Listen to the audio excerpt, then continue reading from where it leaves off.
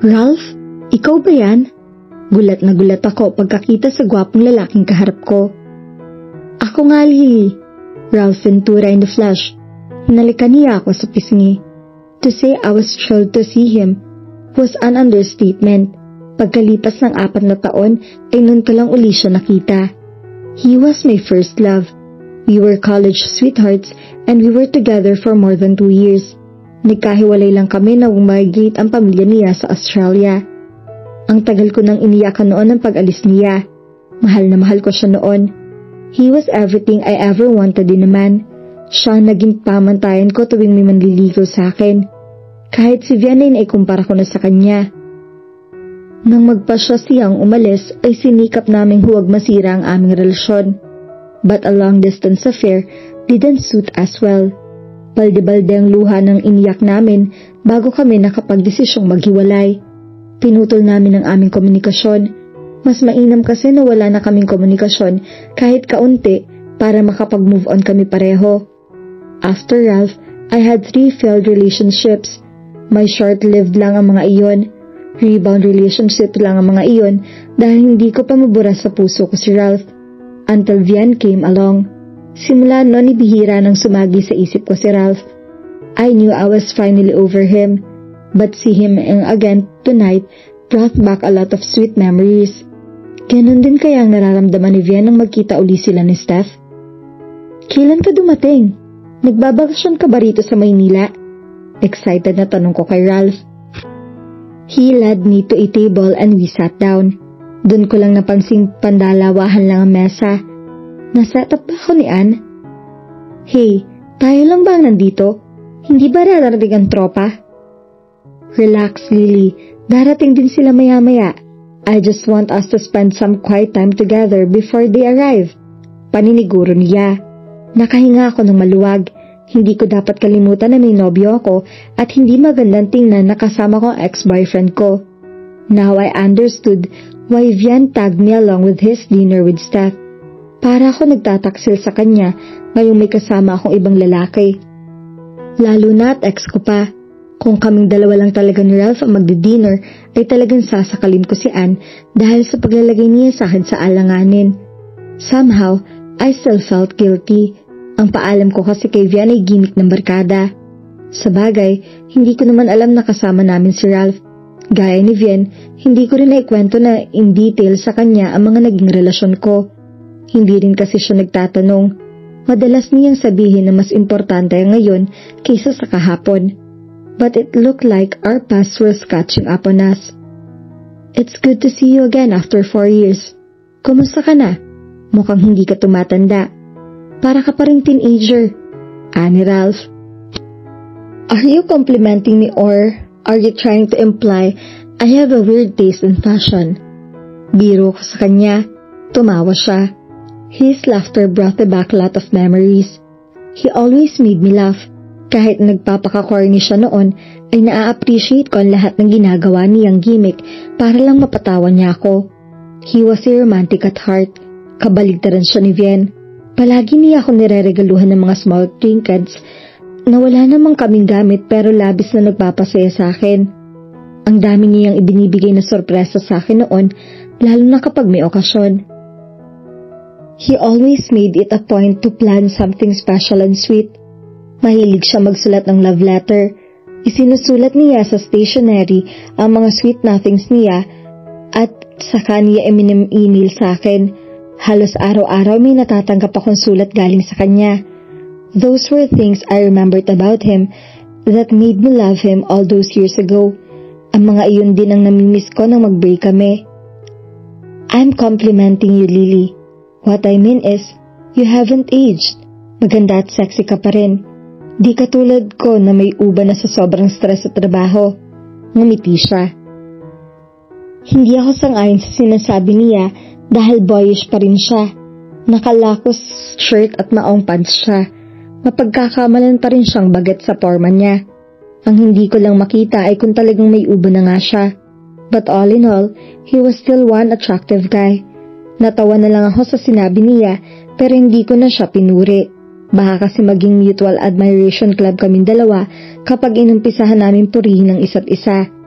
I had to remind myself I was already committed and I shouldn't flirt with him just for old time's sake.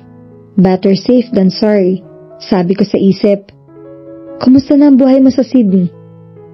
Marami ka na bang pinaluhang Australiana? Biro ko sa kanya. Wala akong pinaluhang babae roon. Naging busy kasi ako sa trabaho at sa pag-a-adjust sa bagong buhay ko. Isa pa, naiwan ko yata rito ang puso ko. Sagot niya habang nakatitig sa akin. Uminit ang magkabilang pisngi ko. Bigla ako nahiyang tumingin sa kanya. Nanginginig ang kamay ko kaya ibinaba ko rin agad ang baso. Ikaw talaga, Ralph? Hanggang ngayon bolero ka pa rin. Natatawang sabi ko. I'm not joking, Lily. For 4 years, I've never had a serious relationship. I dated once in a while, but my heart was never into it. Ang lagi ko kasing iniisip ay babalikan kita. Hindi ko naman inaasahan na wrong timing pala ang pagbabalik ko dahil may nobyo ka na. Malungkot na sabi niya. Ralph, there's no use talking about the past. Nagiging nostalgic ka lang siguro ngayong magkaharap tayo, kaya mo nasasabi mga bagay na iyan.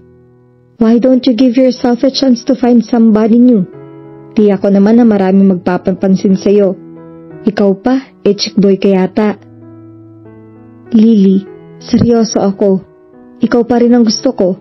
Kapag ba nag-propose ako sa'yo ngayon, would you think about it? Nahigit ko ang aking hininga sa narinig ko. Lagi namin noong napapag-usapan ng tungkol sa kasal. Lagi kasi niyang sinasabi na ako ang gusto niyang pakasalan at dahil in love ako sa kanya, ay paniwalang-paniwala ako na tutuparin niya iyon. Pero na maghiwalay kami, tuluyan ko na iyong inalis sa aking isip. Now, after 4 years of being apart, a marriage proposal was something I wasn't expecting from him. Ralph, I think you're moving way too fast for me. Hindi pa nga ako nakaka-recover muli sa ating pagkikita inaalok mo na agad ako ng kasal. I said calmly even if I could still feel my hand shaking. I'm sorry if I shocked you. Gusto ko lang kasing malaman mo ang intensyon ko. Gusto kong sumama ka sa akin sa Australia at doon tayo magsisimulang muli. Ralph, may mahal na akong iba. Kung may tao mang gusto magpakasal sa akin, si Vian yon. Sorry if I'm being too blunt, but I just want to be honest with you. I understand, Lily. I'm sorry if I was way out of line. Gusto lang kasing malaman mo na ang totoong nararamdaman ko ngayon. Hinawakan niya ang kamay ko at hinalikan iyon. Dali-dali kong binawi ang kamay ko. Don't do that, Ralph. Dapat mong tandaan na may nobyo ako ngayon na mahal ko kaya respetuhin mo naman siya. Sorry, Lily. I just couldn't resist, he answered. Nag-uumpisa na akong hindi maging komportable sa kinauupuan ko. Kung pwede ngang umalis na ako ay gagawin ko. Hindi ko kasi alam kung anong oras darating mga kaibigan ko at naiinip na ako sa paghihintay sa kanila. I was about to text Anne when she arrived at the restaurant along with 5 of our college friends. Nakahinga ako ng maluwag kahit gustong-gusto ko nang sakalin si Anne. Ano bang ginawa mo sa akin, Anne? Bakit hindi mo sinabing dumating na pala si Ralph at iniwan mo pa akong kasama siya? Naiinis na tanong ko sa kanya nang hilahin ko siya papunta sa ladies' room. Nirequest kasi niya na kausapin ka niya ng sarilinan kahit sandali lang, kaya habang nag-uusap kayo ay nagtago muna kami ng tropa. I'm sorry kung nagalit ka sa ginawa niya. Alam ko na bigla ka. Hindi ko na naisip na baka hindi mo magustuhang makita uli siya. Ang alam ko kasi in good terms kayo nang maghiwalay kayo, kaya napapayag niya ako. Paliwanag niya. Napabuntong hininga ako. Nangyari na ang nangyari. Hindi ko na dapat siya sisihin. Masaya rin naman ako na nakita ko uli si Ralph. Nagulat lamang ko sa biglaang pagpapropose niya. Hindi ko kasi inaasahan iyon. Ang buong akala ko ay nakapag-move on na rin siya katulad ko. And now, out of the blue, he declared his intention towards me. Napakahirap para sa akin na i-digest ang lahat na nangyayaring iyon. It's okay, Anne. I know you mean well. Tapos na yon. Just don't leave me alone with him again. Baka nakakalimutan mong may boyfriend ako. Kapag nakarating kay Vian na nagpagkita ako sa ex ko, tiyak na magagalit yun sa akin. Bakit siya magagalit? Kung siya nga, very chummy sa ex niya.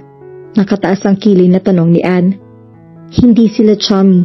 Hindi naman niya nakikipagkita kay Steph na silang dalawa lang. Pagdepensa ko kay Vian. How can you be sure? Alam mo namang pilit na inaagaw sa'yo ni Steph si Vian. Hindi ako lolokohin ni Vian. Okay, I rest my case. Wala talaga akong laban sa'yo kapag si Vian ang pinag-uusapan. Kaya halika na at mag-enjoy muna tayo kasama ang tropa. Saka mo na isipin ang masalimuot mong love life.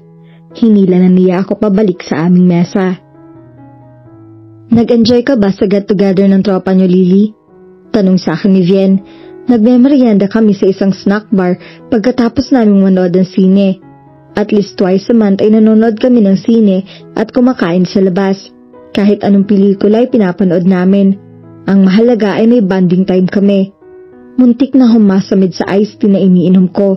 Hindi ko kasi alam kung anong sasabihin ko. Should I be honest and tell him I saw Ralph? I really wanted to tell him about the whole story between me and Ralph, but he was adamant to hear about it. For him, the less he knew about my past relationships, the better. Hindi na ako nagpumilit na ipangkwento ang isang bagay na wala siyang interes. In the end, I decided to tell him the truth although I deleted the part that we were alone together for a brief time. Okay naman, masaya, magulo, sabi ko.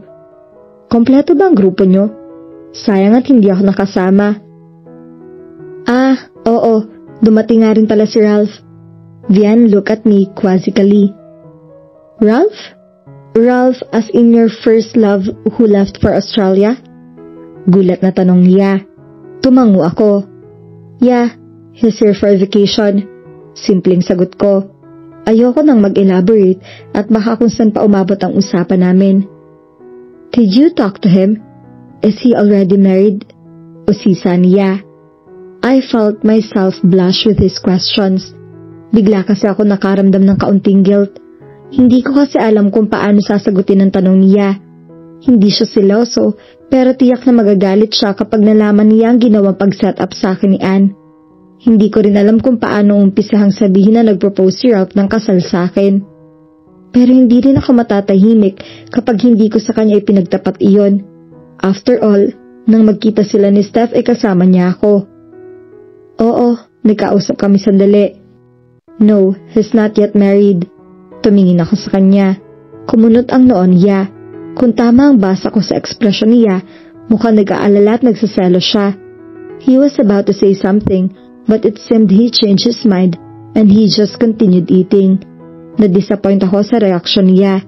Hindi ko naman inaasahan magsaselo siya dahil nagkita kami ng very much single ng ex ko, pero sa nakita ko ay parang baliwala lang iyon sa kanya.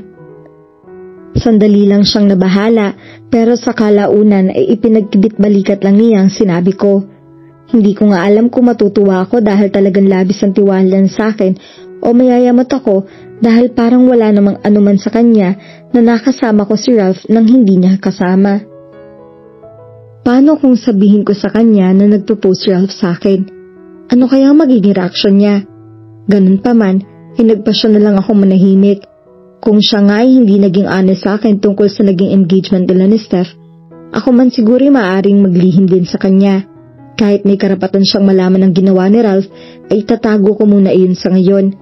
Hindi dahil may balak akong tanggapin ang alok ni Ralph, kundi gusto ko lang solohin ang proposal niya. It was not every day a girl received the marriage proposal and I wanted to savor it. Dahil kahit hindi man ako gustong pakasalan ni Vian sa ngayon, kahit paano ay may isang lalaki nag-alok sa akin ng kasal. And it was more than enough for me right now. Pagkatapos namin magmerienda, ay nag-stroll kami ni Vian sa mall. Hindi na uli namin ipinag-usapan si Ralph. Hindi ko rin kinamusta sa kanya si Steph, kung nag-uusap at nagkikita ba sila ng sila lang. Kahit gusto ko rin itanong sa kanya tungkol sa broken engagement nila, ay hindi ko pa rin magawa. Somehow, gusto ko manggaling sa kanya yon. I wanted him to open up with me without me forcing the story of him. Nagpa siya akong enjoyin sa daling kasama ko siya, kaysa pag-usapan pa namin ng mga ex namin. We decided to look around for a wedding gift for Pao and Gwen. In a few weeks' time ay ikakasal na ang dalawa at excited na ako para sa kanila. Isa si Vian sa mga groomsmen ni Pao, habang kami ni Jonas ang kakanta sa simbahan. I was really looking forward to seeing Vian in a tuxedo. Knowing his sense of style, I knew he would really look awesome. And at the back of my mind, I was hoping Pao and Gwen's wedding would inspire him to finally propose to me. Because there was nothing more I wanted but to get married to the man I loved. But everything took a turn when Vian called me up and said he wanted to talk to me a few days after our movie date. He sounded tense and distracted. Hindi ako nagtanong kung bakit. Basta ang sabi lang niya ay hintayin niya ako sa bahay. Then he hung up on me, leaving me wondering. Dali-dali ako umuwi sa bahay. Hindi ko alam kung anong daratnan ko roon, pero may kaba sa aking dibdib na may hindi maganda mangyayari sa pagitan namin. As expected, Vian was already there when I arrived. He was waiting in his car and when he saw me approaching, he immediately got off. Hahalik sana ako sa kanyang pisngi pero umiwas siya sa akin. Nagulat ako sa ginawa niya. Napag-iwas na kaya lang lumakad na lang ako papasok sa bahay. Sumunod siya sa akin. Nang nasa loob na kami ng sala at humarap ako sa kanya ay may inabot siyang envelope. Kinuha ko iyon at binuksan. Laking gulat ko sa nakita. Inside the envelope were pictures of me and Ralph in the restaurant. And I must say we look intimate in the shots. Tell me, Lily, what do these pictures mean? Galit na tanong niya.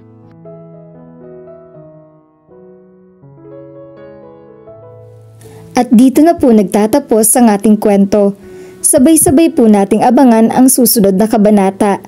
Maraming salamat po. God bless and stay safe.